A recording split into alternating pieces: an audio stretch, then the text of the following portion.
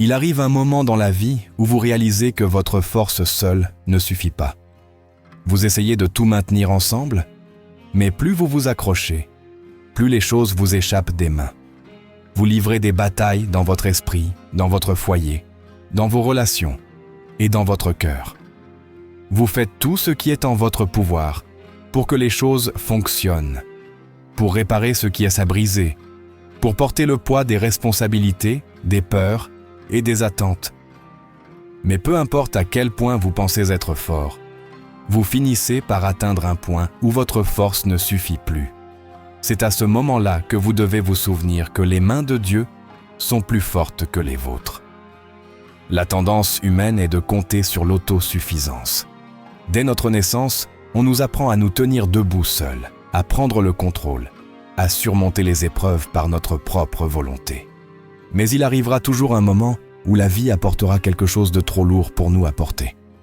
Cela peut être une maladie qu'aucun médecin ne peut guérir, une trahison qui vous laisse briser, un fardeau financier qui semble impossible à surmonter, ou un vide profond dans votre âme qu'aucun succès, aucune relation, ni aucune possession ne peut combler. Lorsque vous atteignez cet endroit, vous avez deux choix. Continuer à lutter sous le poids ou le remettre entre les mains de celui qui ne se fatigue jamais. Les mains de Dieu sont assez fortes pour porter ce que vous ne pouvez pas. La Bible nous dit dans Ésaïe 41:10 « Ne crains rien, car je suis avec toi. Ne promène pas des regards inquiets, car je suis ton Dieu. Je te fortifie, je viens à ton secours, je te soutiens de ma droite victorieuse. » Cela signifie que peu importe ce à quoi vous faites face, peu importe à quel point vous vous sentez faible, ses mains sont assez puissantes pour vous soutenir.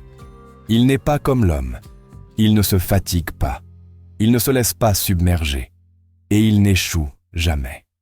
Les mêmes mains qui ont créé les cieux et la terre, les mêmes mains qui vous ont formé dans le ventre de votre mère, sont celles qui vous tiennent en ce moment même.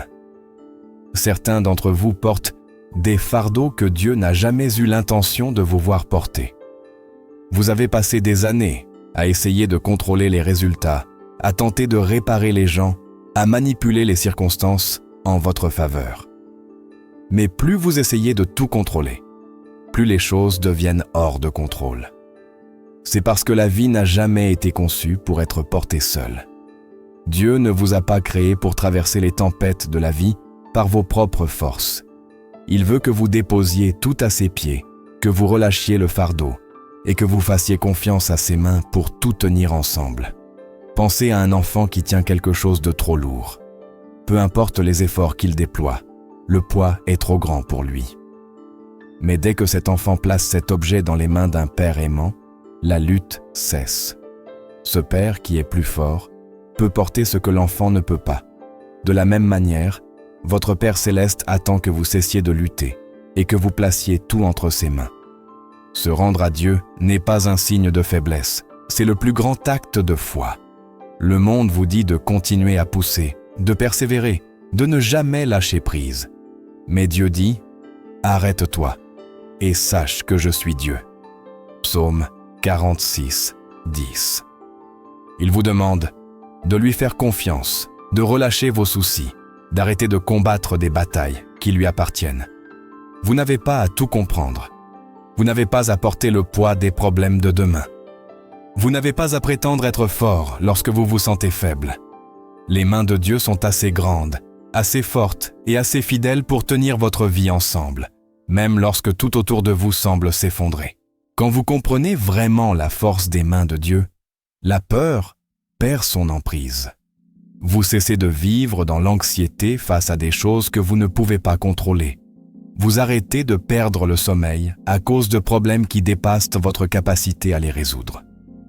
Vous cessez de vous épuiser à essayer de tout gérer seul. Au lieu de cela, vous apprenez à vous reposer dans l'assurance que le même Dieu qui maintient l'univers en place vous tient aussi. Les mains de Dieu ne sont pas seulement fortes, elles sont aussi douces. Ce sont les mains qui vous relèvent quand vous tombez, les mains qui essuient à vos larmes, les mains qui se tendent lorsque vous avez l'impression de vous noyer. Ce sont les mains qui brisent les chaînes de l'esclavage, les mains qui ouvrent des portes que nul homme ne peut fermer, les mains qui pourvoient lorsque les ressources manquent. Ces mains sont puissantes pour sauver, puissantes pour guérir, puissantes pour restaurer. Alors, pourquoi portez-vous encore ce que vous auriez dû placer dans ses mains? Pourquoi vous inquiétez-vous encore de choses qu'il a déjà promis de prendre en charge? Pourquoi vous épuisez-vous encore à essayer de réparer ce que seul Dieu peut réparer? Ses mains sont plus fortes que les vôtres. Sa sagesse est plus grande que la vôtre. Son pouvoir dépasse tout ce que vous pourriez jamais comprendre. Et le moment où vous choisissez de relâcher vos fardeaux dans ses mains, c'est le moment où vous trouverez enfin la paix. Faire confiance à Dieu est l'un des plus grands défis de la vie, car cela exige quelque chose dont la plupart des gens ont du mal à se défaire. Lâcher prise. Nous nous accrochons à nos plans, à nos soucis, à nos désirs et même à notre douleur, pensant que si nous essayons assez fort, nous pourrons contrôler le résultat. Mais faire vraiment confiance à Dieu signifie relâcher l'emprise que nous avons sur nos propres vies et tout placer entre ses mains, même lorsque nous ne comprenons pas ce qu'il fait. Lâcher prise est difficile, car cela va à l'encontre de la nature humaine. Dès notre plus jeune âge, on nous apprend à prendre les choses en main, à travailler dur, à surmonter les luttes et à faire en sorte que les choses se réalisent par nous-mêmes. On nous conditionne à croire que si nous voulons quelque chose assez fort, nous devons tout faire en notre pouvoir pour l'obtenir. Et bien que le travail acharné et la persévérance soient importants, il arrive un point où nos efforts atteignent leurs limites. C'est là que la confiance commence, lorsque nous reconnaissons que, peu importe combien nous essayons, certaines choses ne peuvent être gérées que par Dieu. Beaucoup de gens disent qu'ils font confiance à Dieu, mais en réalité, ils essaient encore de tout contrôler. Ils prient pour leurs problèmes, mais dès qu'ils ont fini de prier, ils reprennent ces problèmes et continuent de s'en inquiéter. Ils demandent à Dieu d'ouvrir des portes, mais quand les choses ne se passent pas selon leur calendrier, ils commencent à forcer les portes eux-mêmes. Ils disent qu'ils abandonnent leur vie à Dieu, mais au fond, ils ont peur de ce qui se passera s'ils lâchent vraiment prise. Mais la confiance n'est pas seulement une question de mots, c'est une action. Faire confiance signifie relâcher le contrôle, prendre du recul et permettre à Dieu de travailler à sa manière et en son temps. Lâcher prise signifie accepter que vous n'aurez pas toujours les réponses. Il y aura des moments où Dieu vous demandera de marcher par la foi, même lorsque vous ne pouvez pas voir où vous allez. Abraham a été appelé à quitter sa maison et à aller dans un pays que Dieu lui montrerait, sans connaître la destination. Pierre a été appelé à sortir du bateau et à marcher sur l'eau, sans savoir s'il allait couler. À maintes reprises, la Bible nous montre que la vraie foi exige une action avant la compréhension. Dieu ne révèle pas toujours le tableau complet, mais il vous appelle à lui faire assez confiance pour faire le prochain pas, même si cela n'a pas de sens. L'un des plus grands obstacles au lâcher-prise est la peur. La peur murmure. Et si Dieu ne se manifeste pas? Et si les choses ne se passent pas comme je veux? Et si je finis pire qu'avant? La peur maintient les gens prisonniers de l'anxiété, essayant de contrôler chaque détail de leur vie. Parce qu'au fond, ils ont peur de ce qui arrivera s'ils ne le font pas. Mais la peur et la foi ne peuvent pas coexister. Le moment où vous choisissez de faire confiance à Dieu, la peur perd son pouvoir sur vous. Le moment où vous décidez de lâcher prise, vous commencez à marcher dans la paix que lui seul peut donner. Lâcher prise signifie aussi abandonner le passé. Certaines personnes s'accrochent à la douleur, à l'amertume et au regret, refusant de les remettre entre les mains de Dieu. Elles rejouent à leurs erreurs passées encore et encore, se demandant comment les choses auraient pu être différentes. Elles s'accrochent à de vieilles blessures, refusant de pardonner à ceux qui les ont blessées. Mais vous ne pouvez pas pleinement faire confiance à Dieu, tout en vous agrippant aux choses qu'il vous demande de lâcher. Sa guérison ne peut commencer que lorsque vous laissez aller les choses qui vous alourdissent. Faire confiance à Dieu signifie aussi abandonner l'avenir. Beaucoup de gens sont consumés par l'inquiétude de ce que demain apportera, Ils se stressent à propos des finances, de leur carrière, de leurs relations et des décisions, essayant de planifier chaque détail de leur vie. Mais Jésus a dit « Ne vous inquiétez pas du lendemain, car le lendemain prendra soin de lui-même. » Matthieu 6,34. Quand vous faites confiance à Dieu, vous comprenez qu'il sait déjà ce qui vous attend. Il ne contrôle pas seulement aujourd'hui, il contrôle chaque moment à venir. Votre tâche n'est pas de tout comprendre. Votre tâche est de faire confiance à celui qui a déjà tout prévu. Lâcher prise n'est pas abandonner. C'est choisir de croire que le plan de Dieu est meilleur que le vôtre. C'est reconnaître que sa sagesse est bien plus grande que votre compréhension. C'est vous reposer dans la vérité que, même lorsque les choses semblent hors de contrôle, il est toujours aux commandes. C'est abandonner votre volonté, vos désirs, vos peurs et votre avenir entre ses mains, sachant qu'il ne vous faillira jamais. Il y a une vérité que chaque personne doit comprendre. Les plans de Dieu sont plus grands que les nôtres. Peu importe à quel point nous planifions soigneusement nos vies, peu importe combien d'efforts nous mettons à faire aller les choses à notre manière, il arrivera toujours un moment où nous réaliserons que nos plans sont limités. Mais les plans de Dieu vont au-delà de tout ce que nous pourrions jamais imaginer. Ses voies sont plus hautes, sa sagesse est plus profonde et sa vision s'étend bien au-delà de ce que nous pouvons voir. Les gens luttent souvent avec cette réalité parce qu'ils veulent être en contrôle. Ils veulent dicter comment les choses devraient se passer, quand elles devraient arriver et quel devrait être le résultat. Mais la vie ne se déroule pas toujours selon les attentes humaines. Parfois, des portes qui semblent parfaites restent fermées. Parfois, les opportunités que nous voulons désespérément nous échappent. Parfois, des choses que nous n'avons jamais voulues entrent dans nos vies, changeant tout. Dans ces moments-là, il est facile de remettre Dieu en question.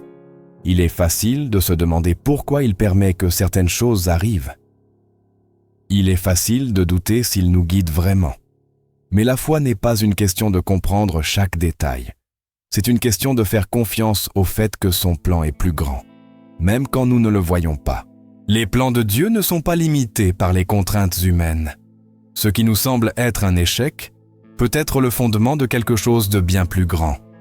Joseph, dans la Bible, avait des rêves de grandeur, mais au lieu de s'élever au pouvoir immédiatement, il fut vendu comme esclave par ses propres frères, faussement accusé et jeté en prison. Aux yeux humains, sa vie semblait être une catastrophe après l'autre. Mais Dieu avait un plan. Chaque trahison, chaque épreuve, chaque moment douloureux le préparait pour la position que Dieu avait préparée pour lui. Si Joseph avait été libéré de prison trop tôt, il n'aurait jamais été au bon endroit au bon moment pour interpréter le rêve de Pharaon et devenir le deuxième en commandement d'Égypte. Ce qui semblait être un long et douloureux détour était en réalité le chemin parfait vers son destin. Beaucoup de gens font l'erreur de mesurer le plan de Dieu selon leur propre calendrier. Ils supposent que si quelque chose ne se produit pas quand ils s'y attendent, cela signifie que Dieu les a oubliés. Mais Dieu n'est jamais pressé et il n'est jamais en retard. Son timing est précis et son plan se déroule exactement comme il le devrait. Il y a des saisons d'attente qui ont un but. Il y a des moments de retard qui sont en réalité des actes de protection divine. Il y a des fois où ce que nous voulons ne nous est pas donné parce que Dieu a quelque chose de bien meilleur en réserve. Le travail que vous n'avez pas obtenu, la relation qui s'est terminée, l'opportunité qui vous a échappé. Et si ces choses n'étaient jamais censées faire partie de votre histoire? Et si Dieu vous redirigeait vers quelque chose qui apporterait une bénédiction bien plus grande que tout ce que vous avez jamais imaginé? Les plans de Dieu ne sont pas seulement plus grands, ils sont aussi conçus pour votre bien. Même lorsque vous traversez des épreuves, même lorsque vous ressentez de la douleur, même lorsque les choses semblent s'effondrer, Dieu travaille encore en coulisses. La Bible dit dans Romains 8,28, « Nous savons du reste que toutes choses concourent au bien de ceux qui aiment Dieu, de ceux qui sont appelés selon son dessein. » Cela signifie que rien n'est gaspillé.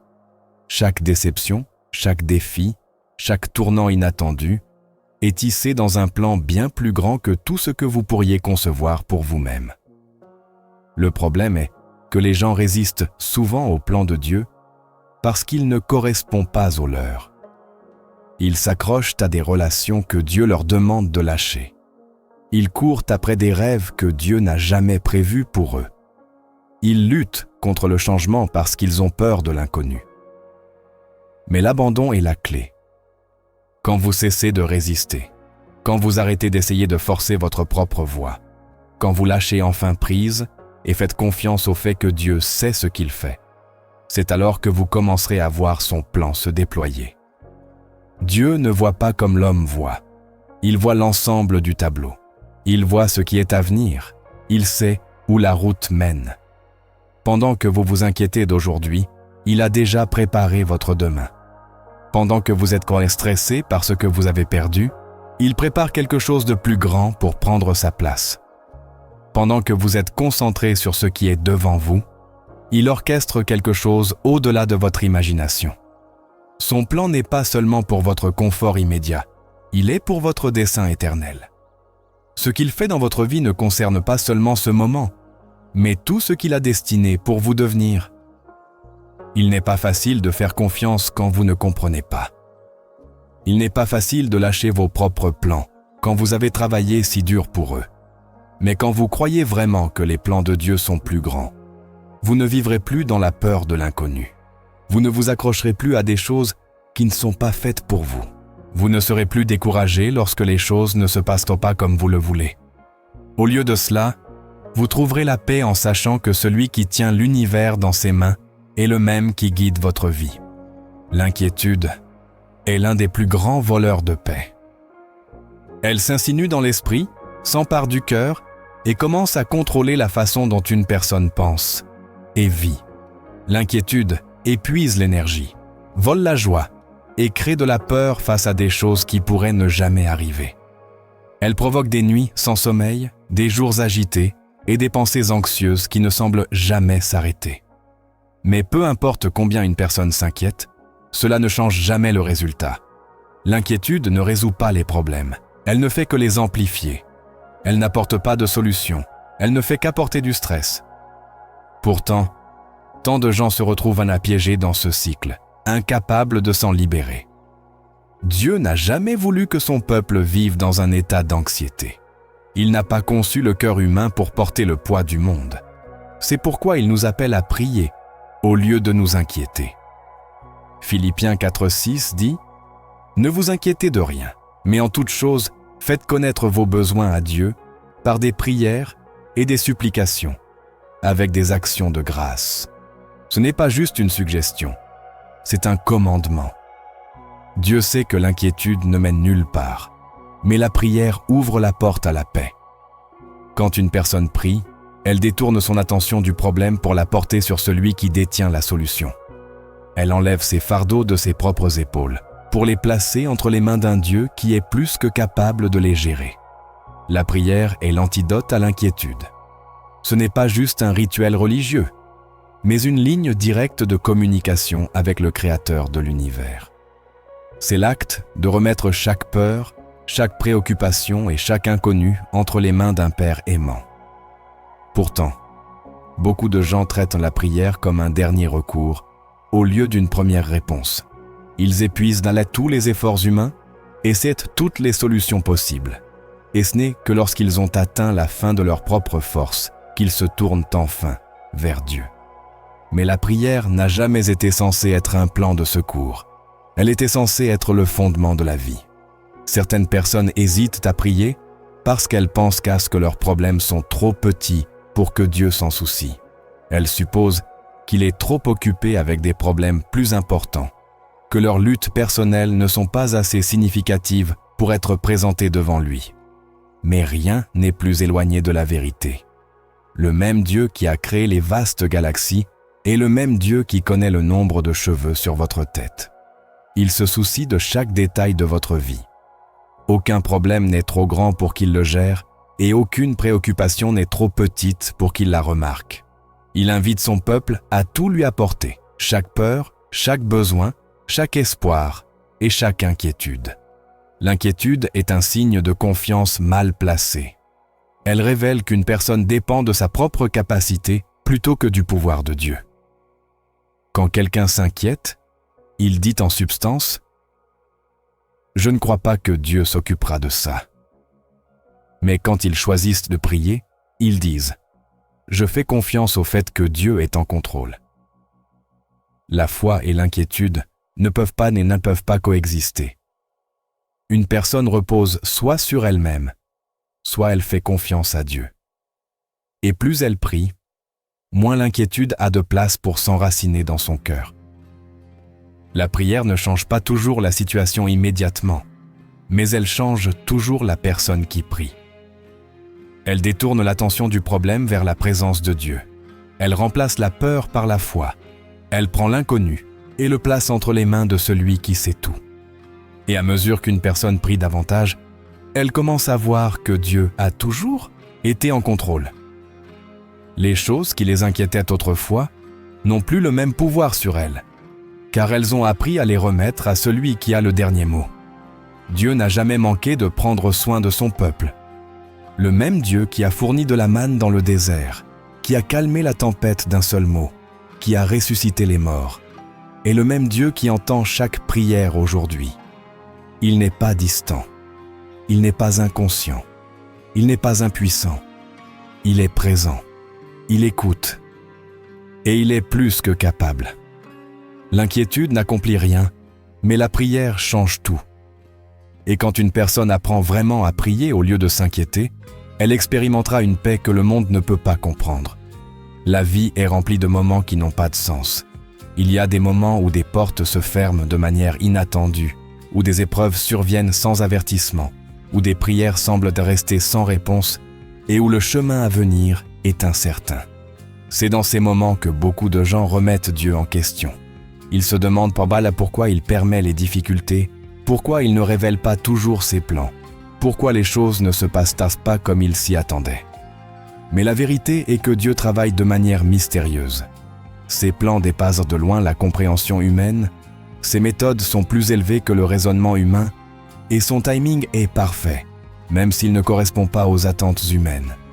Tout au long des Écritures, Dieu a montré qu'il ne travaille pas toujours de la manière dont les gens s'y attendent. Quand il a voulu libérer Israël de l'esclavage en Égypte, il n'a pas utilisé une armée. Il a envoyé un homme nommé Moïse avec rien d'autre qu'un bâton et une parole de Dieu. Quand il a voulu vaincre un géant nommé Goliath, il n'a pas choisi un puissant guerrier. Il a choisi un jeune berger avec une fronde et 5 pierres. Quand il a voulu sauver le monde, il n'a pas envoyé un roi conquérant. Il a envoyé son fils, né dans une mangeoire, pour mourir sur une croix. Les voies de Dieu ne sont pas celles des hommes. Il n'opère pas selon la logique humaine, et il n'a pas besoin de l'approbation humaine pour accomplir son dessein. Souvent, les gens ne reconnaissent pas la main de Dieu à l'œuvre, parce qu'ils le cherchent au mauvais endroit. Ils s'attendent à des signes grandioses et à des réponses immédiates. Mais Dieu agit souvent de manière discrète et inattendue. Il peut utiliser des épreuves pour façonner le caractère, des retards pour construire la patience, des déceptions pour rediriger les chemins, et même la douleur pour produire un grand dessein.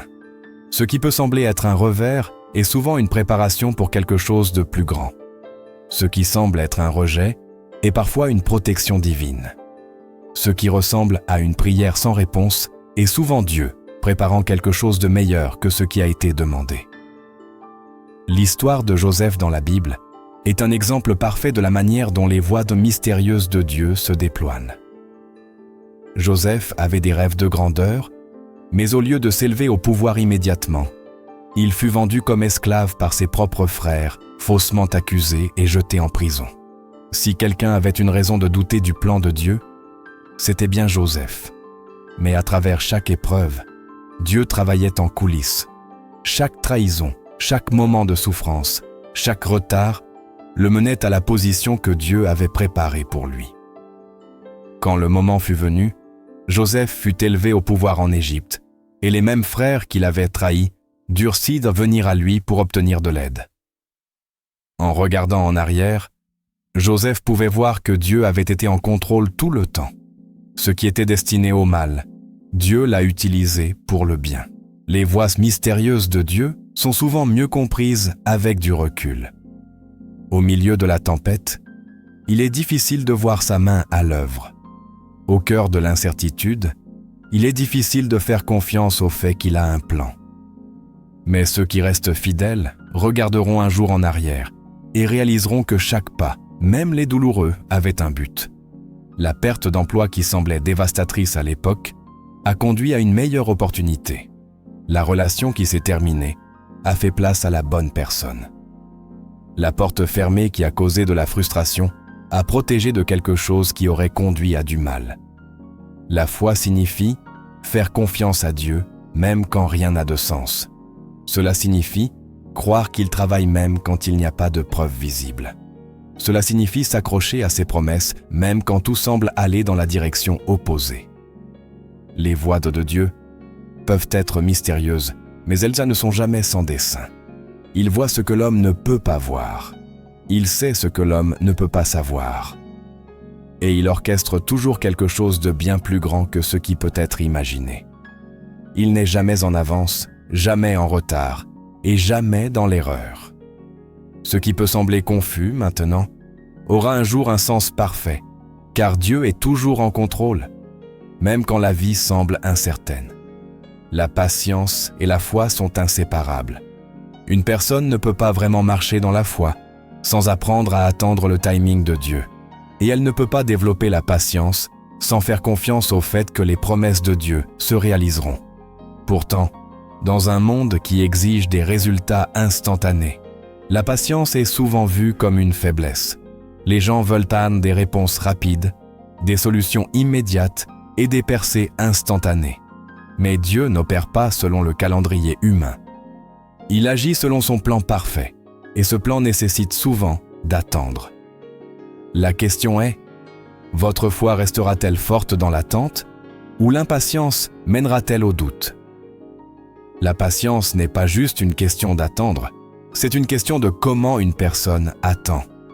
Beaucoup de gens prétendent avoir foi en Dieu, mais quand les choses prennent plus de temps que prévu, leur foi commence à vaciller. Ils deviennent frustrés, remettent en question le plan de Dieu, et parfois même prennent les choses en main. Mais la vraie foi reste ferme même dans les retards. La vraie foi dit « Je ne vois peut-être pas encore la réponse, mais je fais confiance au fait que Dieu travaille. » La vraie patience n'est pas passive, c'est une confiance active dans le timing parfait de Dieu.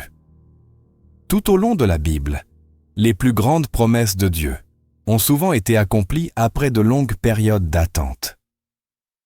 Abraham a reçu la promesse qu'il serait le père de nombreuses nations, mais des années ont passé avant qu'il ne voie l'accomplissement de cette promesse. Pendant ce temps, il a eu des moments de doute. Il a essayé de forcer la promesse en ayant un enfant par Agar, au lieu d'attendre le plan parfait de Dieu.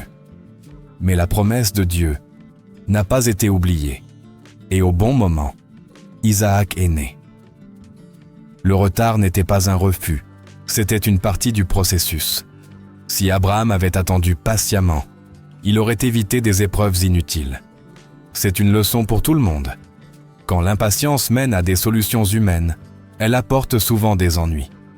Mais quand la foi mène à la patience, le plan parfait de Dieu se révèle.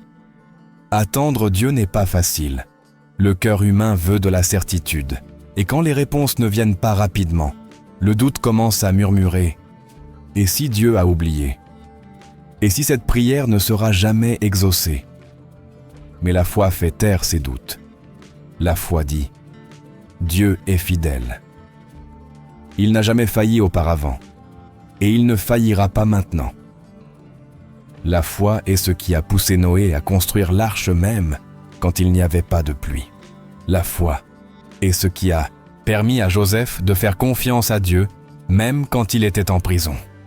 La foi est ce qui a maintenu Moïse à guider les Israélites même quand la mer Rouge se dressait devant eux. Et dans chaque cas, la patience était requise avant que la promesse ne soit accomplie.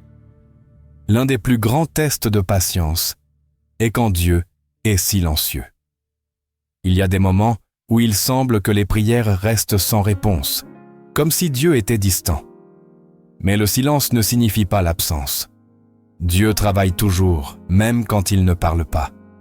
Une graine ne pousse pas dès qu'elle est plantée. Elle est enfouie dans le sol, invisible pendant un temps, mais sous le sol, la vie se forme. Quand la saison est à la bonne, cette graine perce le sol et grandit pour devenir ce qu'elle était destinée à être. C'est ainsi que Dieu travaille. La saison d'attente n'est pas gaspillée. C'est une saison de préparation. La patience est un signe de maturité. Un enfant pleure pour une gratification immédiate, mais un adulte comprend que certaines choses prennent du temps. De même, la maturité spirituelle se montre dans la capacité à faire confiance à Dieu, même quand la réponse ne vient pas tout de suite. Une personne qui manque de patience luttera toujours avec la foi, car la foi exige de croire avant de voir. Les plus grandes bénédictions viennent souvent à ceux qui sont prêts à attendre, car dans l'attente, Dieu prépare le cœur, renforce le caractère et approfondit la foi. La foi sans patience mène à la frustration, et la patience sans foi mène au désespoir. Mais quand la foi et la patience travaillent ensemble, une personne peut tenir ferme, peu importe combien de temps dure l'attente. Elle ne se précipite pas devant Dieu, et elle n'abandonne pas dans le désespoir. Elle marche dans la paix, sachant que chaque retard a un but et que chaque moment d'attente est une opportunité de faire davantage confiance à Dieu. Et au bon moment, la promesse se réalisera, car Dieu est toujours fidèle à ceux qui attendent en lui, avec une foi inébranlable. Faire confiance à Dieu signifie plus que simplement dire une prière et s'éloigner. Cela signifie remettre complètement une situation entre ses mains et résister à l'envie de la reprendre. Beaucoup de gens apportent leur fardeau devant Dieu, lui demandant de prendre le contrôle. Mais dès qu'ils ont fini de prier, ils reprennent ces fardeaux et s'inquiètent de la manière dont les choses vont se passer. Mais la vraie foi ne consiste pas seulement à placer quelque chose dans les mains de Dieu, elle consiste à le laisser là. L'abandon est l'une des choses les plus difficiles à faire, car la nature humaine veut le contrôle. Les gens veulent qu'on doive résoudre les problèmes, trouver des solutions et déterminer les résultats. Ils veulent savoir quand, comment et pourquoi les choses vont se passer. Mais la foi exige une réponse différente. La foi dit « Dieu, je te donne ceci parce que je sais que tu es plus sage, plus fort et plus capable que moi. » La foi reconnaît que les voies de Dieu sont plus hautes et que ses plans sont plus grands, même quand ils n'ont pas de sens. Beaucoup de gens luttent avec cela parce que la peur et le doute essaient de prendre le dessus. Ils se demandent si Dieu écoute vraiment. Ils se demandent s'il va se manifester. Ils regardent leurs circonstances et recommencent à s'inquiéter, même après avoir prié. Mais dès qu'une personne reprend son problème dans ses propres mains, elle le retire de celle de Dieu. Elle sort de la confiance pour entrer dans l'anxiété. Elle permet à la peur de remplacer la foi. La Bible dit dans 1 Pierre 5,7 « Déchargez-vous sur lui de tous vos soucis, car lui-même prend soin de vous. » Décharger n'est pas la même chose que retenir. Décharger signifie jeter quelque chose loin de soi et le laisser là où il atterrit. Dieu ne veut pas que son peuple porte des fardeaux qui ne leur étaient jamais destinés. Il leur demande de relâcher ces fardeaux dans ses mains et de faire confiance au fait qu'il les gérera à sa manière parfaite. Abraham a dû apprendre cette leçon. Quand Dieu lui a promis un fils, il a cru à la promesse, mais comme les années passaient sans aucun signe d'accomplissement, lui et Sarah ont décidé de prendre les choses en main. Au lieu d'attendre Dieu, ils ont essayé de forcer la promesse par un effort humain. Et en conséquence, ils ont affronté des luttes inutiles. Mais quand Abraham s'est finalement complètement abandonné au timing de Dieu, la promesse s'est accomplie exactement comme Dieu l'avait prévu. C'est ce qui se passe quand les gens laissent vraiment les choses dans les mains de Dieu. Il agit de manière que lui seul peut accomplir. L'inquiétude ne change pas une situation, mais elle change le cœur. Elle vole la paix, épuise l'énergie et affaiblit la foi. Elle pousse les gens à douter de la bonté de Dieu et à oublier sa fidélité passée. Mais quand une personne remet vraiment quelque chose à Dieu et refuse de le reprendre, elle expérimente une paix qui ne peut être expliquée. Philippiens 4, 6, 7 dit « Ne vous inquiétez de rien, mais en toute chose, faites connaître vos besoins à Dieu par des prières et des supplications, avec des actions de grâce, et la paix de Dieu, qui surpasse toute intelligence, gardera vos cœurs et vos pensées en Jésus-Christ. » La paix vient quand une personne fait pleinement confiance au fait que Dieu est en contrôle. Laisser quelque chose dans les mains de Dieu ne signifie pas être passif. Cela ne signifie pas ne rien faire ou ignorer ses responsabilités. Cela signifie faire ce que Dieu a appelé une personne à faire et lui faire confiance pour le reste. Cela signifie prier, croire et avancer sans peur. Cela signifie résister à la tentation de manipuler les résultats ou de forcer les solutions. Cela signifie être patient même quand les choses sont incertaines. Et cela signifie rester ferme dans la foi, sachant que Dieu travaille toujours, même quand sa main n'est pas encore visible. Dieu est fidèle. Il n'a jamais failli, il n'a jamais fait d'erreur, il n'a jamais oublié une promesse. Quand quelque chose est placé dans ses mains, c'est au meilleur endroit possible. Il n'y a pas d'endroit plus sûr, pas de plan plus sage, pas de pouvoir plus grand. Et quand une personne abandonne vraiment ses fardeaux à lui et refuse de les reprendre, elle verra Dieu agir de manière que lui seul peut accomplir. Quand vous mettez quelque chose dans les mains de Dieu, laissez-le là. Faire pleinement confiance à Dieu signifie abandonner chaque peur, chaque fardeau et chaque question sans réponse, sans essayer de contrôler le résultat.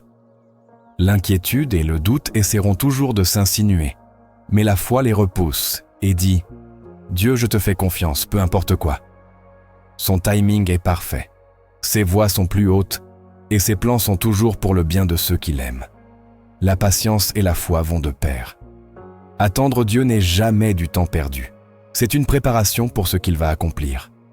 Il travaille de manières qui ne sont pas toujours comprises sur le moment, mais sa sagesse dépasse de loin la compréhension humaine.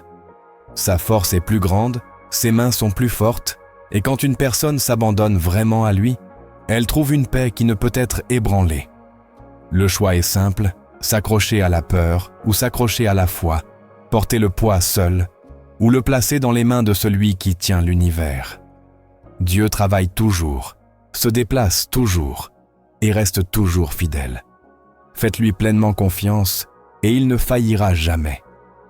Beaucoup de gens se disent chrétiens, mais que cela signifie-t-il vraiment? Est-ce juste un titre, une tradition ou quelque chose de plus? La vérité est qu'être chrétien ne se résume pas à porter une croix autour du cou, à aller à l'église le dimanche ou à dire une prière avant les repas. Ce n'est pas une question d'être né dans une famille chrétienne ou de célébrer Noël et Pâques. Le christianisme n'est pas une étiquette que l'on colle comme un badge. C'est un mode de vie, une relation personnelle profonde avec Jésus-Christ qui vous transforme de l'intérieur. Dans le monde d'aujourd'hui, le terme « chrétien » est souvent utilisé de manière vague. Certains s'identifient comme chrétiens simplement parce qu'ils ont grandi dans un foyer religieux ou parce qu'ils vivent dans un pays aux valeurs chrétiennes. D'autres pensent que faire de bonnes actions ou croire en Dieu fait d'eux des chrétiens. Mais Jésus n'a jamais dit que le christianisme consistait à cocher une liste de devoirs religieux. En fait, il a mis en garde contre le fait d'avoir l'apparence de la piété, tout en manquant de vraie foi. Il a parlé directement aux chefs religieux de son époque, les appelant des tombeaux blanchis, beaux à l'extérieur, mais pleins d'ossements à l'intérieur. Il n'était pas impressionné par leurs expressions extérieures de religion, car leurs cœurs étaient loin de lui. Un vrai chrétien est quelqu'un dont la vie a été changée par la puissance de Christ. La Bible dit que si quelqu'un est en Christ, il est une nouvelle création. L'ancien est parti, le nouveau est venu. Cela signifie que le christianisme ne consiste pas à modifier son comportement ou à suivre un ensemble de règles, mais à être transformé de l'intérieur, à avoir son cœur changé par Dieu. Quand une personne rencontre vraiment Christ, quelque chose se produit qui va au-delà des simples mots ou des apparences extérieures. Ses désirs changent, ses priorités se modifient et sa façon de penser est renouvelée. L'une des plus grandes idées fausses est que fréquenter l'Église fait automatiquement de quelqu'un un chrétien. Bien que l'Église soit une partie importante de la vie d'un croyant, assister simplement au service ne signifie pas qu'une personne suit vraiment Christ. Une personne peut être assise dans une église tous les dimanches pendant des années et ne pas avoir de relation avec Jésus. Le christianisme ne concerne pas la proximité d'un bâtiment d'église, mais la proximité avec Christ lui-même. Il s'agit de le connaître personnellement, pas seulement de savoir des choses sur lui. Il y a une différence énorme entre connaître des faits sur quelqu'un et avoir une connexion profonde et personnelle avec lui. Beaucoup de gens savent des choses sur Jésus, qu'il a accompli des miracles, qu'il est mort sur la croix, qu'il est ressuscité. Mais le connaissent-ils comme leur Seigneur et Sauveur? Ont-ils abandonné leur vie à lui? Être chrétien signifie suivre Christ dans tous les aspects de la vie. Cela signifie le laisser guider, façonner les décisions et être le fondement de tout. Ce n'est pas juste croire en lui, c'est lui appartenir.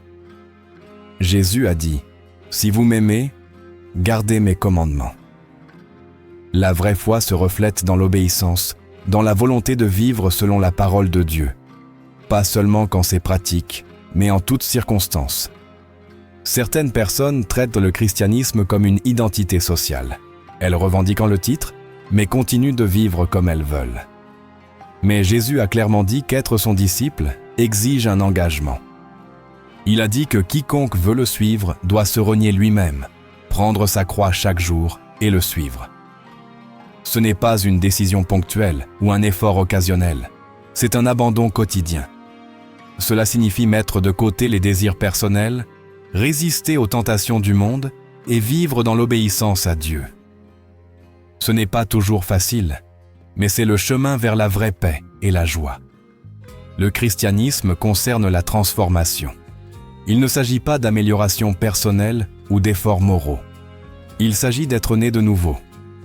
Jésus a dit à Nicodème, un chef religieux, qu'à moins qu'une personne ne naisse de nouveau, elle ne peut pas entrer dans le royaume de Dieu.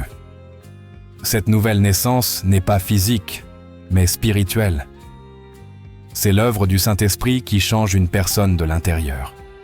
Quand cela se produit, les preuves sont claires. Un vrai chrétien montrera les fruits de l'esprit: amour, joie, paix, patience, bonté, bienveillance, fidélité, douceur et maîtrise de soi. Ce ne sont pas des choses que l'on peut feindre longtemps. Ce sont le résultat naturel d'une vie abandonnée à Christ. Certains se demandent peut-être: comment puis-je savoir si je suis vraiment chrétien? La réponse ne se trouve pas dans la fréquence de vos prières, dans combien vous donnez à la charité ou dans la manière dont vous suivez les traditions religieuses. La vraie question est celle-ci. Jésus-Christ a-t-il changé votre vie? Désirez-vous plus lui que les choses de ce monde? Cherchez-vous à lui plaire dans tout ce que vous faites? L'aimez-vous plus que tout? Le vrai christianisme concerne le cœur. Il ne s'agit pas de ce que les gens voient à l'extérieur, mais de ce que Dieu voit à l'intérieur. La foi et la religion sont souvent utilisées de manière interchangeable, mais elles ne sont pas la même chose. La religion est un ensemble de croyances, de traditions et de rituels que les gens suivent pour se connecter au divin, tandis que la foi est une confiance personnelle profonde en Dieu. Beaucoup de gens pratiquent la religion sans vraiment avoir la foi. Ils suivent des coutumes religieuses, récitent des prières, assistent à des services et observent des traditions, mais leur cœur reste inchangé. La foi, en revanche, ne concerne pas les actions extérieures. Elle concerne une relation authentique avec Dieu, qui transforme une personne de l'intérieur. Tout au long de l'histoire, les gens ont compté sur la religion pour leur donner un sentiment de sécurité. Ils ont cru que s'ils accomplissaient les bons rituels, disaient les bons mots ou suivaient les bonnes coutumes, ils gagneraient la faveur de Dieu. Mais Dieu n'a jamais été intéressé par des pratiques religieuses vides.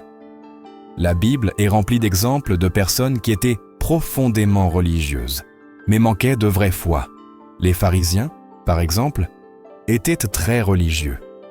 Ils suivaient la loi méticuleusement, priaient ouvertement, jeûnaient régulièrement et donnaient aux pauvres.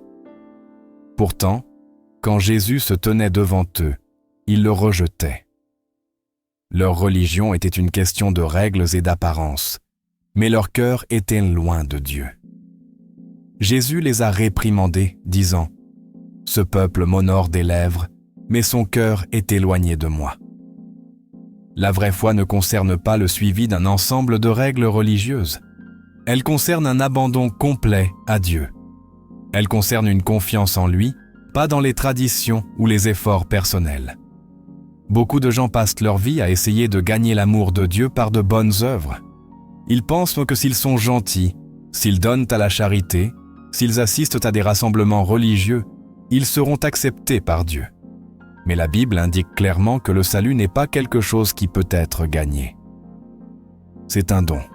Éphésiens 2, 8-9 dit « Car c'est par la grâce que vous êtes sauvés, par le moyen de la foi. Et cela ne vient pas de vous, c'est le don de Dieu. Ce n'est point par les œuvres, afin que personne ne se glorifie. » La foi concerne le fait de s'appuyer sur la grâce de Dieu, pas sur l'effort humain. La religion crée souvent un état d'esprit de performance, où les gens croient qu'ils doivent constamment prouver qu'ils sont dignes devant Dieu. Cela conduit à la peur, à la culpabilité et à l'incertitude. Ils se demandent s'ils ont assez prié, s'ils ont fait assez de bien, s'ils ont suivi toutes les bonnes traditions. Mais la foi apporte la liberté. Quand une personne fait vraiment confiance à Dieu, elle ne vit plus dans la peur de ne pas répondre aux attentes religieuses. Elle se repose dans l'assurance que l'amour de Dieu n'est pas basé sur ce qu'elle fait, mais sur qui il est. La foi concerne une relation, pas des rituels. Une personne peut passer toute sa vie à pratiquer la religion et ne jamais connaître Dieu personnellement. Elle peut lire des textes religieux, réciter des prières et suivre des traditions sans jamais expérimenter la présence de Dieu dans sa vie. La foi est différente. La foi est une connexion vivante et intime avec Dieu. C'est se réveiller chaque jour avec le désir de le connaître davantage. C'est lui parler, non par obligation, mais par amour.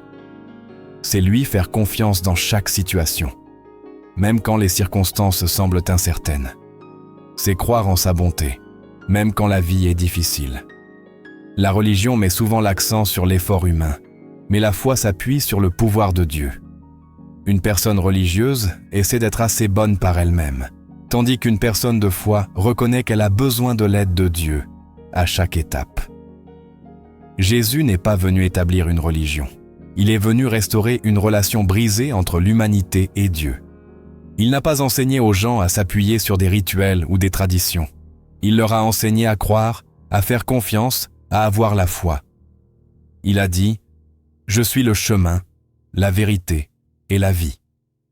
Nul ne vient au Père que par moi. » Il n'a pas dit que les œuvres religieuses ou les traditions apporteraient le salut. Seule la foi en lui le ferait. La foi change le cœur d'une personne. La religion peut modifier le comportement, mais elle ne peut pas transformer une âme. Une personne peut suivre des règles religieuses et être encore remplie de colère, d'orgueil ou d'égoïsme. Mais quand la foi prend racine dans le cœur de quelqu'un, tout change. Ses désirs changent, ses priorités se réalignent, et elle commence à refléter le caractère de Christ. Elle ne suit pas Dieu par obligation, mais par amour. Elle ne le sert pas pour gagner son approbation, mais parce qu'elle a déjà reçu sa grâce. La foi concerne le fait de faire confiance à Dieu, même quand les choses n'ont pas de sens. La religion cherche souvent à tout contrôler et à tout expliquer, mais la foi exige l'abandon. Cela signifie croire que Dieu est en contrôle, même quand la vie est incertaine. Cela signifie faire confiance à son plan, même quand il ne correspond pas aux attentes personnelles. La foi n'exige pas de réponse, elle repose dans la souveraineté de Dieu. Une vie transformée est la marque de la vraie foi. Ce n'est pas simplement un changement d'habitude, une décision d'être plus religieux ou un effort pour devenir une meilleure personne. Une vie transformée est le résultat d'une rencontre avec Jésus-Christ. Un changement profond et durable qui commence dans le cœur et se reflète dans tous les domaines de la vie. Quand une personne s'abandonne vraiment à Christ, elle n'est pas simplement améliorée, elle est rendue nouvelle. La Bible déclare que si quelqu'un est en Christ, il est une nouvelle création. L'ancienne vie est partie et une nouvelle vie a commencé. Cette transformation n'est pas quelque chose qui se produit en surface, c'est un renouvellement complet de l'âme. Beaucoup de gens essaient de se changer eux-mêmes par la discipline personnelle, les rituels religieux ou les efforts moraux, mais la vraie transformation n'est pas réalisée par la force humaine. C'est l'œuvre de Dieu dans la vie d'une personne. Le monde enseigne l'amélioration personnelle, mais Christ apporte une transformation du cœur. Il y a une différence entre modifier son comportement et être changé de l'intérieur. Une personne peut essayer d'arrêter de mauvaises habitudes, de parler différemment ou d'agir plus gentiment. Mais sans un changement du cœur, ces efforts ne seront que temporaires. La vraie transformation ne concerne pas la suppression du péché, mais le fait d'être libéré de son pouvoir. Avant de rencontrer Christ, une personne vit selon la chair, guidée par des désirs égoïstes, l'orgueil et les ambitions mondaines. Ses pensées, ses choix et ses priorités sont centrés sur elle-même. Mais quand Christ entre dans la vie d'une personne, tout change. Les désirs de la chair n'ont plus de contrôle, car l'Esprit de Dieu commence à guider. Les choses qui semblaient importantes autrefois, l'argent, le succès, la reconnaissance, le plaisir, perdent leur emprise et un nouveau dessein prend leur place. Au lieu de chercher la satisfaction personnelle, une vie transformée cherche à honorer Dieu. Au lieu de suivre les voies du monde, un cœur transformé suit les voies de Christ. Cette transformation ne signifie pas qu'une personne devient parfaite du jour au lendemain. Le processus de croissance spirituelle continue tout au long de la vie. Mais les preuves du changement sont indéniables. Les choses qui apportaient autrefois du plaisir ne satisfont plus, et les péchés qui semblaient petits auparavant provoquent maintenant de la conviction. Le Saint-Esprit travaille à l'intérieur, guidant, corrigeant et affinant. Le désir de plaire à Dieu devient plus fort que le désir de plaire au monde. L'un des signes les plus clairs d'une vie transformée est un changement de priorité. Avant Christ, la vie est centrée sur l'ambition personnelle et les plaisirs temporaires. Mais quand une personne est changée par Dieu, son attention se détourne des préoccupations terrestres pour se tourner vers des questions éternelles. Elle commence à voir les gens différemment, à aimer différemment et à vivre avec un dessein plus grand qu'elle-même. Elle ne court plus après l'approbation du monde, mais cherche à glorifier Dieu dans tout ce qu'elle fait. Une autre preuve de la transformation est la manière dont une personne réagit aux épreuves et aux défis. Avant de connaître Christ, les difficultés apportent peur, anxiété et frustration. Mais une vie transformée fait confiance à la souveraineté de Dieu, même au milieu de la souffrance. Au lieu d'être contrôlée par les circonstances, elle s'appuie sur la foi. Elle comprend que Dieu travaille toutes choses pour son bien et que les épreuves sont des opportunités de croissance. Elle ne réagit plus avec amertume ou colère, mais avec patience et confiance. Une vie transformée se reflète également dans les relations. Avant Christ, il y a de l'égoïsme, de l'orgueil et un cœur impardonnable. Mais quand Dieu change une personne, l'amour remplace la haine, l'humilité remplace l'arrogance et le pardon remplace le ressentiment.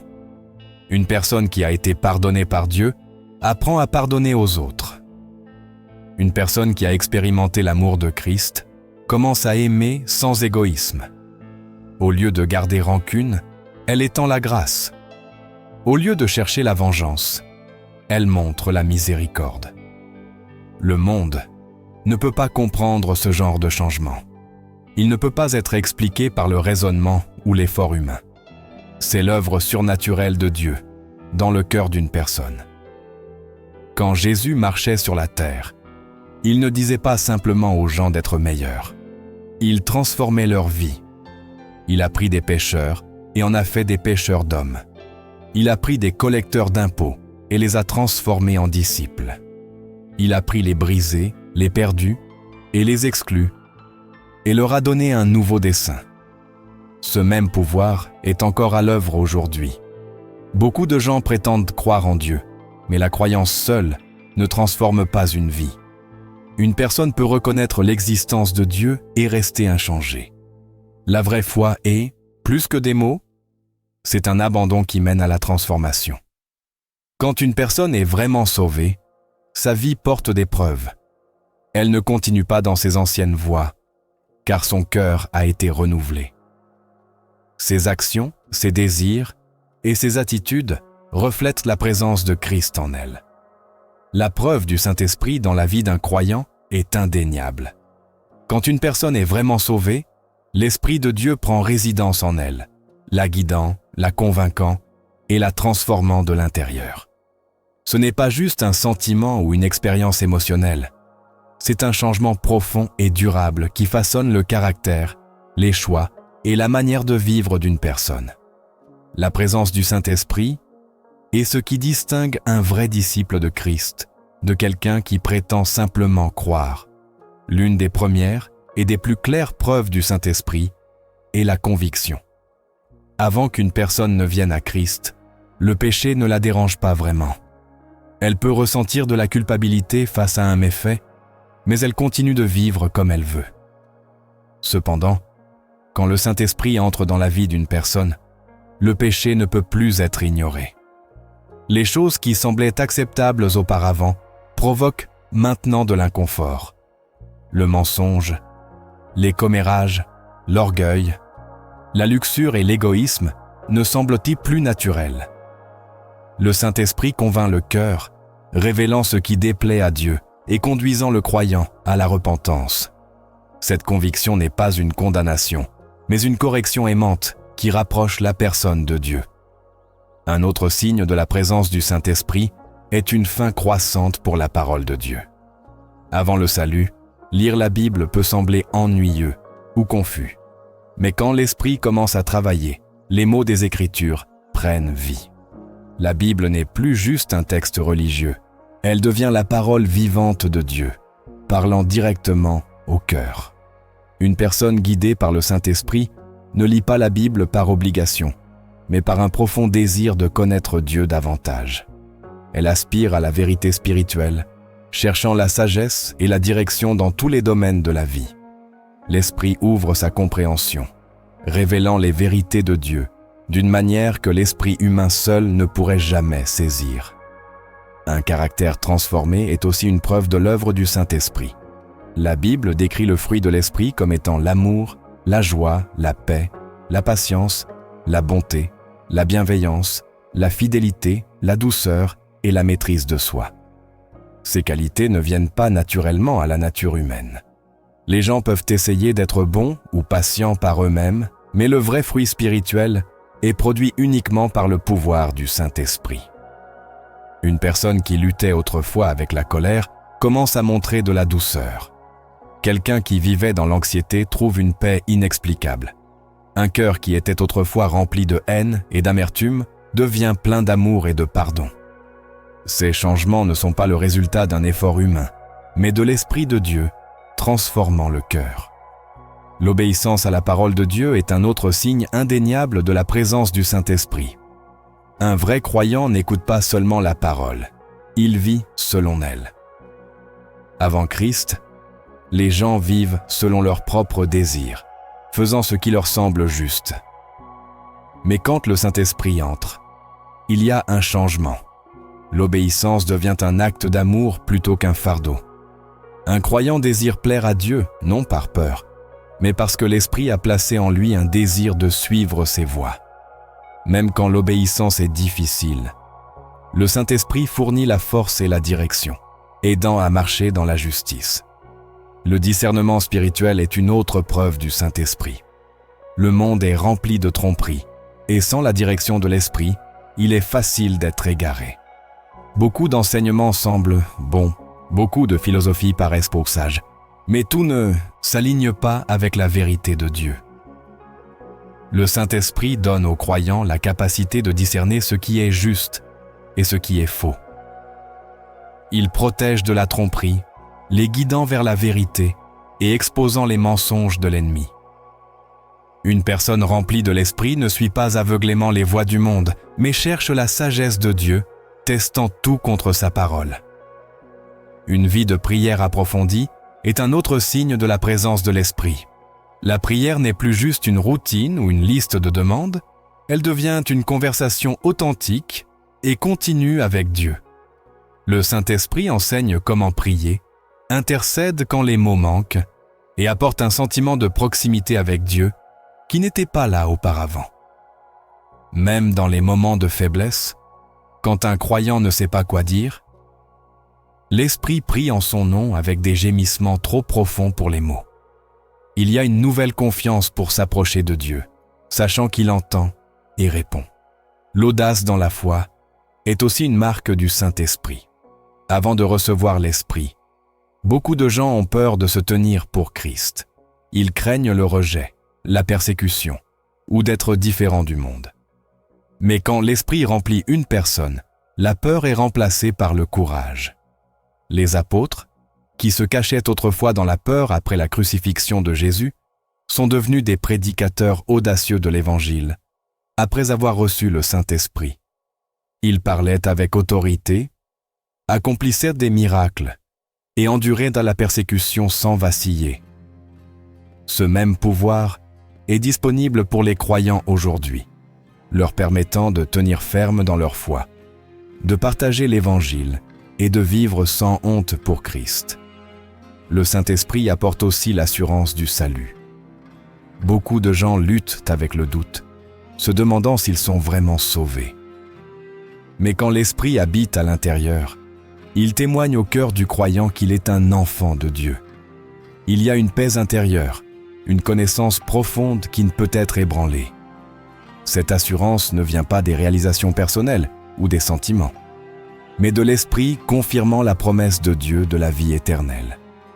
L'obéissance à la parole de Dieu est le fondement d'une vraie relation avec lui. Il ne s'agit pas juste de savoir ce que dit la Bible, mais de vivre selon sa vérité. Beaucoup de gens entendent tâter la parole de Dieu, mais tous ne choisissent pas de lui obéir. Certains lisent les Écritures et sont d'accord avec ses enseignements, mais continuent de vivre comme ils veulent. Mais la vraie foi se prouve par l'obéissance. Jésus l'a clairement dit quand il a déclaré « Si vous m'aimez, gardez mes commandements ». L'obéissance n'est pas une question de légalisme ou de devoir religieux. C'est une expression d'amour, de confiance et de dévotion à Dieu. Depuis le commencement, l'obéissance a été centrale dans une relation avec Dieu. Dans le jardin d'Éden, Adam et Ève ont reçu un commandement simple. Ils avaient la liberté de profiter de tout ce que Dieu avait créé, sauf un arbre. Pourtant, ils ont choisi de désobéir. Cet unique acte de rébellion a introduit le péché dans le monde, séparant l'humanité de Dieu. Leur désobéissance a eu des conséquences, tout comme la désobéissance en a aujourd'hui.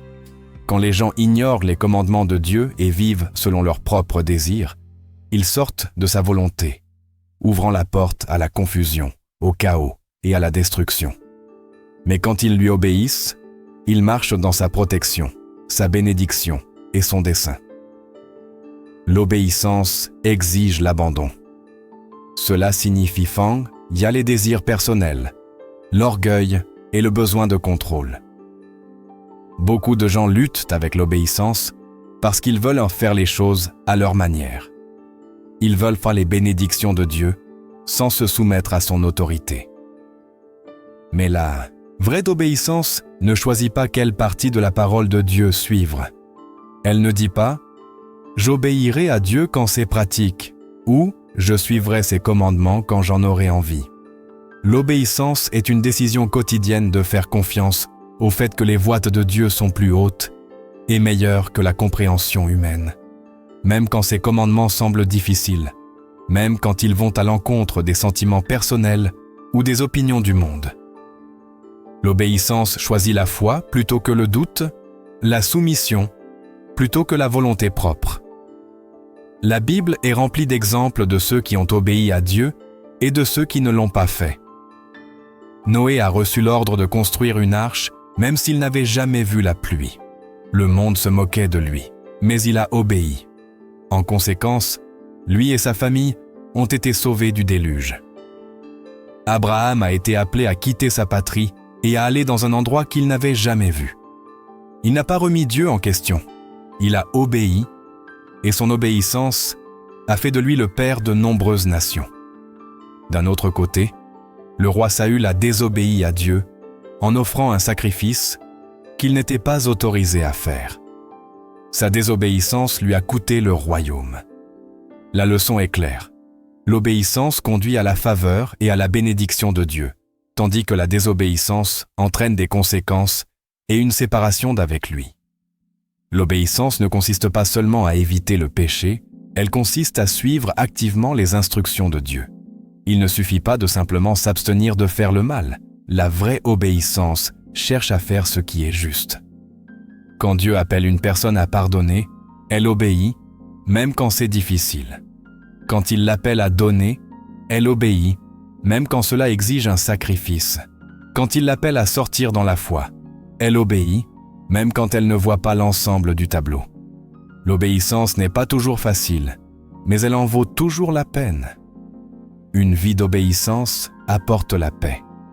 Beaucoup de gens vivent dans l'anxiété et l'agitation parce qu'ils sont désalignés avec la volonté de Dieu. Ils courent après leur propre plan, s'appuyant sur leur propre force pour se retrouver frustrés et épuisés. Mais ceux qui se soumettent au commandement de Dieu expérimentent une paix qui surpasse l'entendement. Ils ne savent peut-être pas toujours ce que l'avenir réserve, mais ils font confiance à celui qui le tient. Ils ne sont pas alourdis par la peur, car ils savent qu'ils marchent dans l'obéissance à celui qui ne faillit jamais. L'obéissance apporte aussi une croissance spirituelle. Une personne ne peut pas mûrir dans sa foi si elle résiste continuellement aux instructions de Dieu. Plus elle obéit, plus elle comprend son cœur. Plus elle suit sa direction, plus elle marche près de lui. L'obéissance renforce la foi, approfondit la confiance et ouvre la porte à Dieu pour travailler de manière qui dépasse la compréhension humaine. Jésus lui-même a donné l'exemple ultime d'obéissance. Il n'est pas venu faire sa propre volonté, mais celle du Père. Dans le jardin de Gethsémanée, face à la souffrance de la croix, il a prié « Non pas ma volonté, mais la tienne ». Il a choisi l'obéissance, même quand c'était douloureux, même quand cela lui a tout coûté. À cause de son obéissance, le salut a été rendu possible pour tous ceux qui croient. Si le Fils de Dieu s'est humilié dans une obéissance parfaite, combien plus ses disciples devraient-ils se soumettre à la volonté du Père? L'obéissance ne concerne pas la perfection, mais un cœur disposé. Dieu n'attend pas des gens qu'ils ne fassent jamais d'erreur, mais il attend d'eux un cœur qui désire le suivre. Quand ils échouent, ils se repentent et se réalignent avec sa parole. Un vrai disciple de Christ ne vit pas dans une rébellion constante, mais dans une quête continue de l'obéissance. C'est à travers cette obéissance qu'ils expérimentent la plénitude de la présence de Dieu, la profondeur de son amour et la puissance de ses promesses. La repentance et l'abandon sont au cœur d'une vraie relation avec Dieu. Sans repentance, il n'y a pas de pardon, et sans abandon, il n'y a pas de vraie transformation. Beaucoup de gens croient que suivre Dieu signifie simplement croire en lui, mais la croyance seule ne suffit pas. La Bible indique clairement que même les démons croient en Dieu, mais ils restent en rébellion. La vraie foi est marquée par un cœur changé, et ce changement commence par la repentance et l'abandon. La repentance ne consiste pas juste à se sentir désolé pour le péché, c'est s'en détourner. Beaucoup de gens ressentent de la culpabilité quand ils font quelque chose de mal, mais la culpabilité seule n'apporte pas de changement. La repentance va au-delà de la culpabilité. C'est un changement complet de direction. C'est réaliser que le péché sépare une personne de Dieu et prendre la décision de marcher dans l'obéissance à la place. La repentance ne concerne pas le fait d'essayer d'être une meilleure personne par la force humaine, c'est reconnaître le besoin de la miséricorde de Dieu et lui permettre de changer le cœur. Tout au long des Écritures, la repentance a toujours été une exigence pour ceux qui cherchent Dieu. Jean-Baptiste a prêché la repentance avant que Jésus ne commence son ministère, appelant les gens à se détourner de leurs péchés et à préparer leur cœur pour la venue du Messie. Jésus lui-même a prêché la repentance, déclarant que le royaume de Dieu était proche. Il n'a pas simplement invité les gens à croire en lui, il les a appelés à se repentir. Sans repentance, la foi est vide, car la vraie foi conduit à une vie changée. La repentance exige de l'humilité. Beaucoup de gens résistent à la repentance parce qu'ils ne veulent pas admettre qu'ils ont tort. L'orgueil les empêche de reconnaître leurs besoins de Dieu. Ils justifient leurs actions, se comparent aux autres et trouvent des excuses pour leurs péchés. Mais la repentance ne peut pas se produire dans un cœur qui refuse de s'humilier. Une personne doit venir devant Dieu avec honnêteté, reconnaissant sa propre faiblesse et son incapacité à se sauver elle-même. Elle doit admettre que le péché n'est pas juste une erreur ou une faiblesse. C'est une rébellion contre un Dieu saint. La vraie repentance ne blâme pas les autres, ni ne minimise les méfaits. Elle prend pleine responsabilité et cherche la miséricorde de Dieu. La repentance exige aussi de la sincérité. Ce n'est pas juste dire les bons mots ou passer par des motions religieuses. Dieu voit le cœur et il sait quand la repentance est authentique. Certaines personnes confessent leurs péchés, mais n'ont aucune intention de changer. Elles demandent pardon, mais continuent de vivre de la même manière. La vraie repentance ne concerne pas l'utilisation de la grâce de Dieu comme excuse pour continuer à pécher. Elle concerne le fait de se détourner complètement du péché. C'est un engagement à vivre différemment, à suivre les voies de Dieu au lieu des désirs personnels.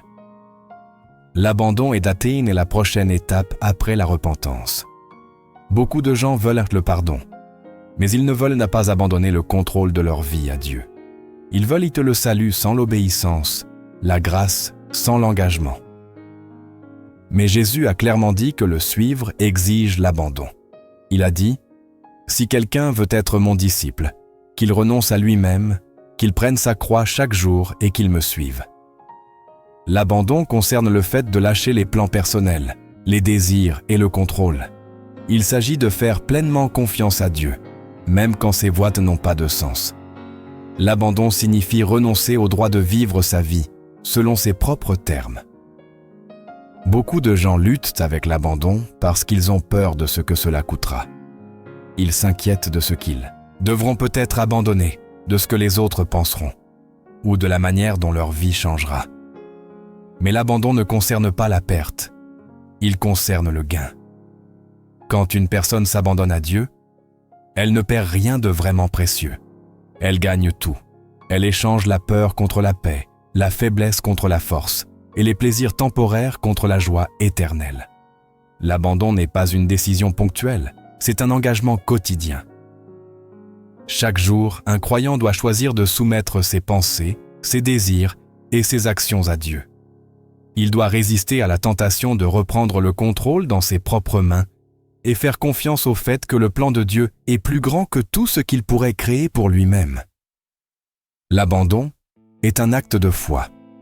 Croire que les voies de Dieu sont plus hautes, que sa sagesse est plus grande, et que son amour est plus profond que tout ce que le monde peut offrir. La repentance et l'abandon vont de pair. Une personne ne peut pas vraiment s'abandonner à Dieu sans d'abord se repentir de ses péchés. Et la vraie repentance conduit naturellement à l'abandon. Quand une personne se repent, elle se détourne de son ancienne vie, mais l'abandon est ce qui lui permet de marcher dans la nouvelle vie que Dieu a pour elle. Sans abandon, la repentance devient des mots vides. Sans repentance, l'abandon devient vide de sens. Ensemble, ils marquent le début d'une vie pleinement dévouée à Dieu. La repentance et l'abandon apportent la liberté. Beaucoup de gens vivent dans l'esclavage du péché, de la peur et de la culpabilité parce qu'ils refusent de se repentir et de s'abandonner à Dieu.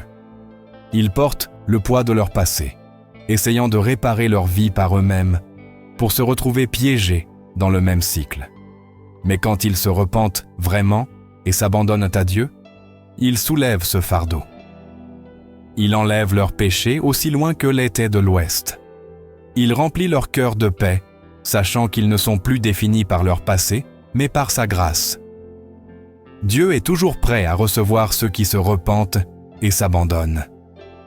Personne n'est trop loin, aucun péché n'est trop grand, et aucun passé n'est trop brisé. La Bible promet que si une personne confesse ses péchés, Dieu est fidèle et juste pour les pardonner et les purifier de toute iniquité. Il ne repousse pas ceux qui viennent à lui avec un cœur sincère.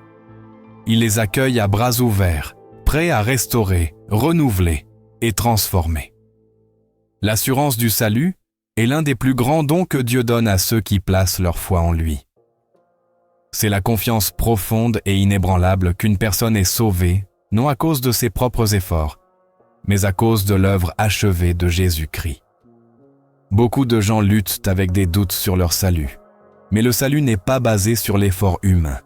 Il est basé sur la promesse de Dieu, et il est fidèle à tenir sa parole. Le salut n'est pas un sentiment, c'est une réalité ancrée dans la vérité de la parole de Dieu. Les sentiments changent de jour en jour. Certains jours, une personne peut se sentir proche de Dieu, et d'autres jours, elle peut se sentir distante. Mais le salut ne dépend pas des émotions, il dépend de la promesse immuable de Dieu. La Bible déclare que quiconque croit en Jésus-Christ a la vie éternelle. Ce n'est pas une vie temporaire ni conditionnelle, c'est éternel, ce qui signifie qu'elle ne peut pas être perdue ou enlevée. Si le salut pouvait être perdu, cela signifierait que le sacrifice de Jésus n'était pas suffisant. Mais son œuvre sur la croix était complète, et rien n'a besoin d'y être ajouté. L'une des plus grandes sources d'assurance est la parole de Dieu. La Bible est remplie de promesses qui confirment le salut pour ceux qui croient. Jésus a dit « Mes brebis entendent ma voix, je les connais et elles me suivent. Je leur donne la vie éternelle. Elles ne périront jamais et personne ne les arrachera de ma main. » C'est une promesse directe du Fils de Dieu lui-même. Ceux qui lui appartiennent sont en sécurité dans ses mains. Aucune force au ciel ou sur la terre ne peut les enlever de son amour. La présence du Saint-Esprit est une autre confirmation du salut. La Bible enseigne que quand une personne est sauvée, le Saint-Esprit vient habiter en elle comme un sceau, une garantie de son héritage en Christ. L'Esprit témoigne au cœur du croyant qu'il est un enfant de Dieu. Ce n'est pas juste une expérience religieuse extérieure, mais une transformation intérieure. Le Saint-Esprit convainc, guide, fortifie et rassure, donnant la confiance que les promesses de Dieu sont vraies. Ceux qui sont remplis de l'Esprit expérimentent un nouveau désir de justice, une faim pour la parole de Dieu et une relation croissante avec lui. Une vie changée est une autre preuve du salut. Bien que les bonnes œuvres ne sauvent pas une personne, elles sont le résultat naturel d'un cœur qui a été transformé par Dieu. La Bible dit que la foi sans les œuvres est morte, ce qui signifie que la vraie foi produit un changement réel. Un croyant ne continue pas dans les mêmes schémas de péché et de rébellion, mais grandit dans l'obéissance à la parole de Dieu. Il y a un nouvel amour pour la sainteté, un désir de suivre Christ et une volonté de se soumettre à la volonté de Dieu. Ces changements ne se produisent pas du jour au lendemain, mais ils sont des signes que le Saint-Esprit travaille dans le cœur, façonnant le croyant à l'image de Christ. Un autre aspect de l'assurance est la persévérance. Les vrais croyants restent dans la foi. Ils peuvent affronter des luttes, des doutes et des épreuves, mais ils n'abandonnent pas leur confiance en Christ. Jésus a dit que ceux qui persévèrent jusqu'à la fin seront. Le Seigneur tient fermement ses enfants, leur donnant la grâce de continuer dans la foi même lorsqu'ils se sentent faibles. Ceux qui appartiennent vraiment à Christ ne s'éloignent pas de lui, car il les garde dans son amour. L'ennemi essaie souvent de semer des graines de doute dans le cœur des croyants. Il murmure des mensonges, les amenant à se demander s'ils sont vraiment sauvés, s'ils ont trop péché, ou si Dieu les a abandonnés. Mais la parole de Dieu est claire. Il n'y a donc maintenant aucune condamnation pour ceux qui sont en Jésus-Christ. Romains 8:1. Ceux qui ont vraiment placé leur foi en lui sont pardonnés, justifiés et rendus justes par sa grâce. Il ne s'agit pas d'être assez bon, de prier assez ou de faire assez. Il s'agit de faire confiance à ce que Christ a déjà accompli. Le salut est sûr parce qu'il est basé sur la promesse de Dieu, pas sur l'effort humain. Si le salut dépendait de la perfection humaine, personne ne serait sauvé. Mais c'est un don donné librement par la foi en Jésus-Christ. Il n'est pas gagné, il est reçu. Ceux qui se sont vraiment repentis et ont placé leur confiance en lui peuvent se reposer dans l'assurance qu'ils lui appartiennent pour toujours. Dieu ne rompt pas ses promesses, et sa grâce est plus grande que tout échec. La sécurité d'un croyant ne réside pas dans sa capacité à s'accrocher à Dieu, mais dans la capacité de Dieu à s'accrocher à lui. La vie chrétienne n'est pas seulement une question de croyance, c'est une question de transformation. Il ne s'agit pas de porter une étiquette, mais de vivre une vie qui reflète la vraie foi. Un vrai chrétien se reconnaît par son obéissance à la parole de Dieu, sa foi qui va au-delà de la religion, et sa volonté de se soumettre pleinement à lui. Le vrai salut est marqué par la repentance, un cœur changé et la preuve de l'Esprit Saint travaillant à l'intérieur. Il ne s'agit pas de perfection, mais d'une vie continuellement soumise à la volonté de Dieu. L'assurance du salut se trouve dans les promesses immuables de Dieu. Elle ne repose pas sur les sentiments, les efforts personnels ou les rituels religieux, mais sur l'œuvre achevée de Jésus-Christ. Ceux qui ont vraiment placé leur foi en lui sont en sécurité, non pas à cause de leur propre force, mais à cause de sa grâce. Dieu n'abandonne pas ses enfants, et il ne reprend pas son don de salut. L'appel à suivre Christ n'est pas une invitation à une vie facile, mais à une vie abandonnée. Cela exige de mourir à soi-même, de prendre sa croix chaque jour et de marcher dans l'obéissance. Cela signifie choisir la foi plutôt que le doute, la sainteté plutôt que le compromis et la confiance plutôt que la peur. C'est une vie vécue non pas pour un gain personnel, mais pour la gloire de Dieu. Ceux qui appartiennent vraiment à Christ seront reconnus par les fruits qu'ils portent. Ils marcheront dans la puissance du Saint-Esprit, grandiront dans la foi, tiendront ferme dans les épreuves et persévéreront jusqu'à la fin. Ils ne seront pas parfaits, mais ils seront transformés. La question n'est pas seulement de savoir si une personne croit en Dieu, mais si elle lui a vraiment donné sa vie. Car, en fin de compte, la seule chose qui compte est de savoir si une personne est vraiment née de nouveau.